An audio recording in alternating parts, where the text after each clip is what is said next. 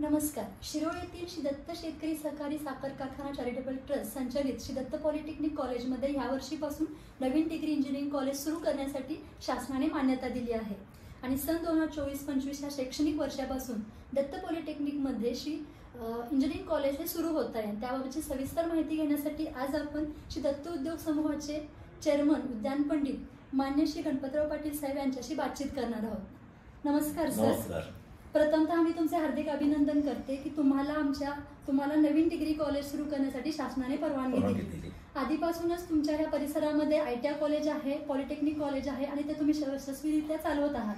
पण हे जे प्रेरणा होती ती आदरणीय स्वर्गीय सारे पाटील साहेबांची होती आणि त्यांची ही इच्छा होती की पॉलिटेक्निक बरोबरच डिग्री कॉलेज ही या परिसरामध्ये असावे आणि ते स्वप्न जे त्यांचं आहे ते आता प्रत्यक्षात उतरत आहे.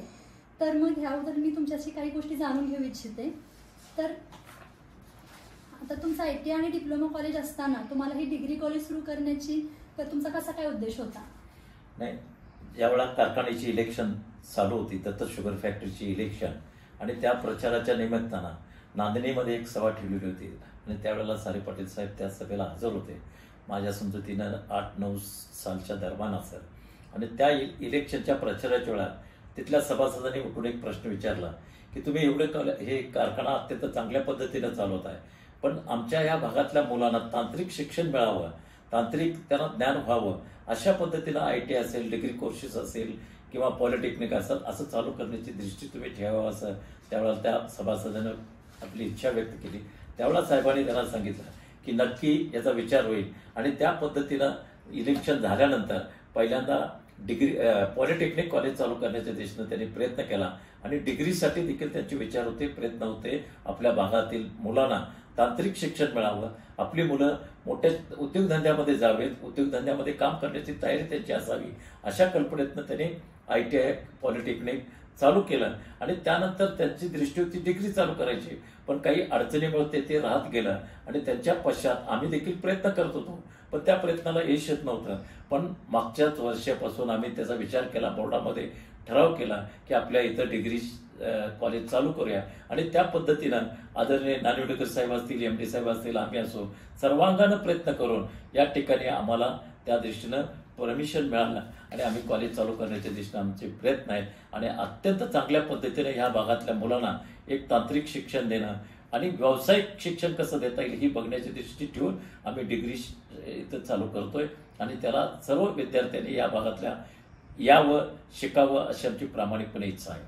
नक्कीच साहेब. त्याच्यानंतर आता डिग्री कॉलेज आपण सुरू करतो म्हणजे विद्यार्थ्यांची संख्या वाढणार आणि विद्यार्थ्यांची संख्या वाढणार म्हणजे तालुक्याबाहेरची जी मुलं येतील त्यांना हॉस्टेलची सुविधा असणार का? ती कशा पद्धतीने असणार? आमच्याकडं हॉस्टेलची सुविधा अत्यंत चांगल्या पद्धतीने आहे. 100 ते 125 मुलं इथं राहतील अशा पद्धतीनं इथं सुविधा आहे आणि त्या दृष्टीनं कुठलीही इथं अडचण असणार नाही. बाहेरची कुठलीही लोक आले तर त्यांना सुविधा पुरवण्यामध्ये आम्ही कमी पडणार नाही, त्यांना अडचणी असणार नाही. ज्या ज्या काय अडचणी येतील त्याच्यावर मात करून आम्ही पुढे जाण्याची दृष्टी ठेवून आम्ही हे काम करणार आहे आणि कॉलेज चांगल्या पद्धतीनं चालवणार आहे.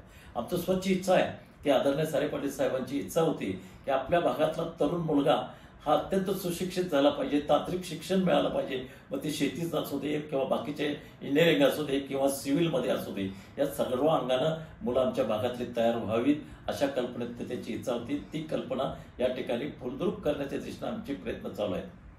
आता बरोबरच याबरोबर असा प्रश्न होता की विद्यार्थ्यांना स्कॉलरशिप मिळणार का आणि फी मध्ये सवलत असणार का? विशेषतः जे सभासद आहेत, कामगार आहेत, त्यांच्यामध्ये काही विशेष सवलती असणार आहेत का? नक्की असणार, कारण मायनॉरिटीमध्ये जे असतील त्या पोरांना तर अत्यंत प्राधान्यानं आम्ही इथं चालू करणार आहे.